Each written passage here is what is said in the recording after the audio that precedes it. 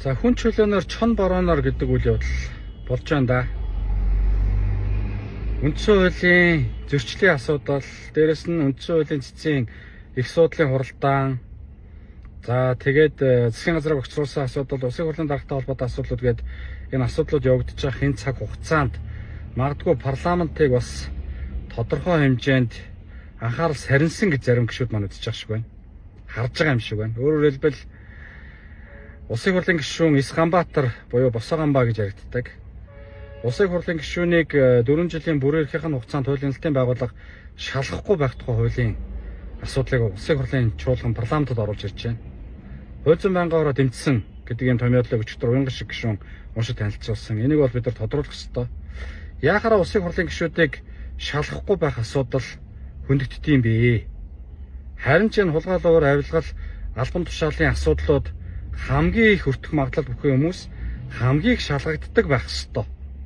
Шалгагдана гэдэг нь эрүүгийн гэмтэрэг юм уу, ямар нэг одоо ял авахар хэмжээний асуудлаас болцсон гэсэн үг биш. Шалгагдаад дуусгаараа тэр асуудлууд нь үнэн бол үнэн, худлаа бол худлаа гэд олон нийтэд зарлагдаад явах ёстой.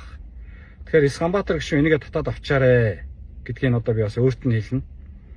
Энэ бол парламентын дархлаатай холбоотой асуудал.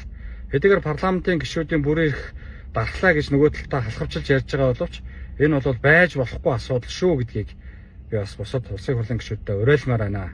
Тэгээд цаашдаа бид нар олон зүйлийг үзэх бах.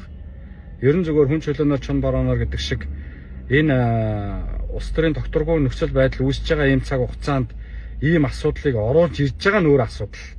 Ингэж бодож байгаа нь өөр асуудал. Ийм зүйлийг бүр одоо санаачлаад байнгын ороогоор оруулаад чуулганы нэгдсэн хуралдаанд оруулж ирж байна гэдэг бол энэ бол шийдсэн хүмүүсийн л хийж байгаа ажил. Тэгэхээр энэтэй бол хизээч эвлэрч болохгүй. Улсын хурлын гишүүд маань энэ дээр бас анхааралтай байх байхаа гэж бодож байгаа. Ард түмний хувьд ч гэсэн энэ дээр анхааралтай ажиглаасаа гэж хүсэж байгаа. Энэ явж болохгүй асуудал. Үүний эсрэг байна.